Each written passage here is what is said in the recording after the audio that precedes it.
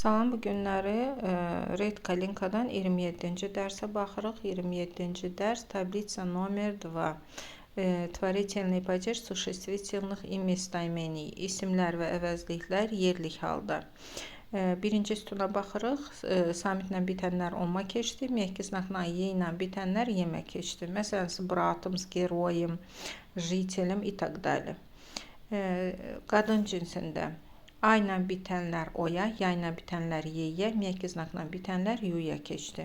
Məsələn, с сестрой, с тетей, с солью və s. Materi, дочерью. Bunlara da fikir veririk. Materью, дочерью. Orta cinsdə olar, yeylər, m hərfinə keçdi. Mya ilə bitənlər menimə keçdi. Məsələn, золотом, печеньем, временем и так далее. Cəm halda samitlər, alar, olar keçdi amiyə, studentami, подругами, лицами. Ye ilə, mehki znakla ya, ye ilə bitənlər yamiyə keçdi. Məsələn, героями, жителями, тетями, упражнениями.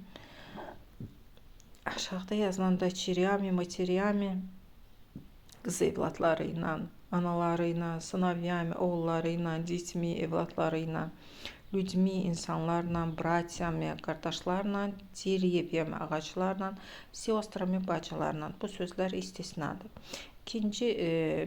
İkinci sütunun притяжательные местоимения o hissəsinə baxırıq, mənsubiyyət əvəzlikləri. Kişi cinsində моим, твоим, нашим, вашим olacaq. Его, ее, их bu dəyişməyəcək. Qadın cinsində моей, твоей, нашей, вашей. Yenə də его, ее, их dəyişmir. Orta cinsdə моим, твоим, нашим, вашим. Его, ее, их dəyişməyəcək. Və cəm halda моими, твоими, нашими, вашими olacaqdır. Его, ее, их yenə də dəyişməyəcək. Lişni местоимение şəxs əvəzlikləri deməkdir. Mной, тобой, yəni mənlə, sənlə, nami, bizlə, vami, sizlə. İm, yey, imi. İm kişi cinsini göstərir. Ondan, qadın cinsi yey, ondan və imi onlarla deməkdir. Əgər im, yey, imi bu əvəzliklərin qabağında hər hansı predlog olarsa, bu vaxtı olacaqdır k, s, ney, s, nim, s, nimi və s. Predlog olarkən onda n əlavə olunur. Keçdik ki, употребление творительного падежа. Tворительный падеж, yəni nə vaxtı isimlər yerlik halda olur, yerlik halın işlənməsi. Birinci чем sualına cavab verərkən, yəni nə ilə? Məsələn, ya risuy karandaşım, mən qələmlə rəhləyirəm, şəkil çəkirəm. Чем ты рисуешь, sən nə ilə çəkirsən?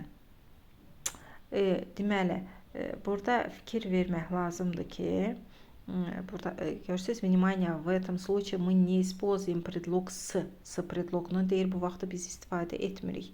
Ya pişu ruçkay, ya yem ложкой, görürsünüz, qələmlə yazıram, qaşıqla yeyirəm deyərkən s işlətmirik. S predlogu lazım deyil burada. İkinci, времена года и время dня, günün hissələri və ilin fəsilləri.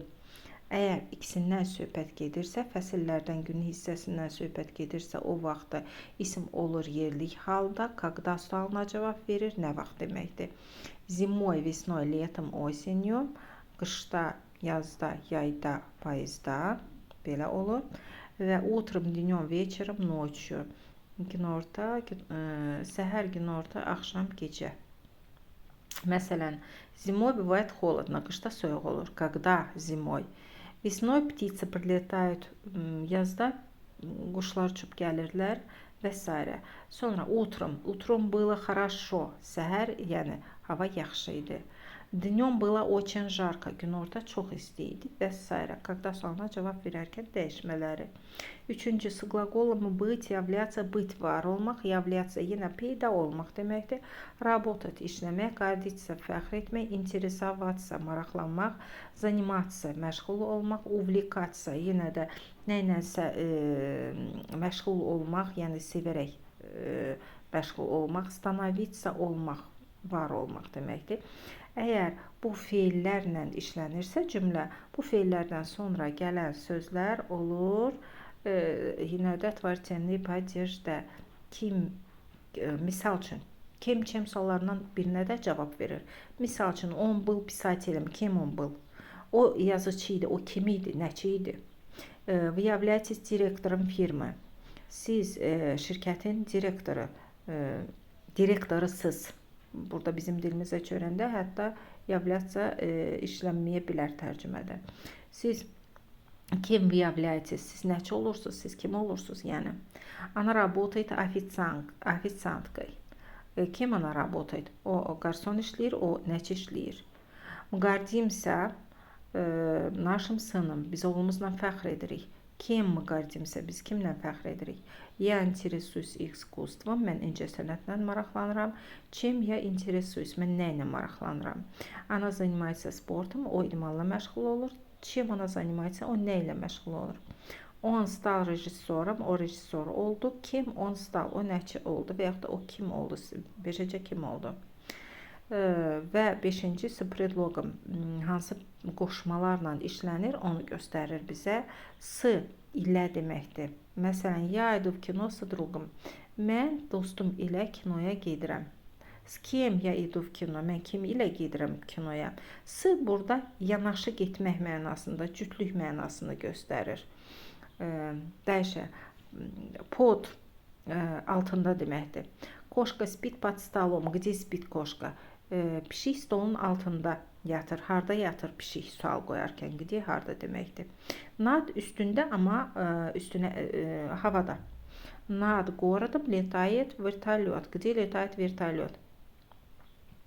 Так, şəhərin üstündə vertolyot uçur. Harda uçur vertolyot? Перед qarşısında deməkdir. Перед школой есть парк. Məktəbin qabağında park var. Где есть парk? Park harda var?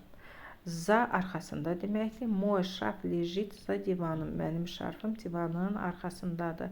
Где, hardadır? Я иду в магазин за хлебом. Mən mağazaya gedirəm, çörək dalayacam. Zачем? Nəyə gedirsən? Nə üçün gedirsən?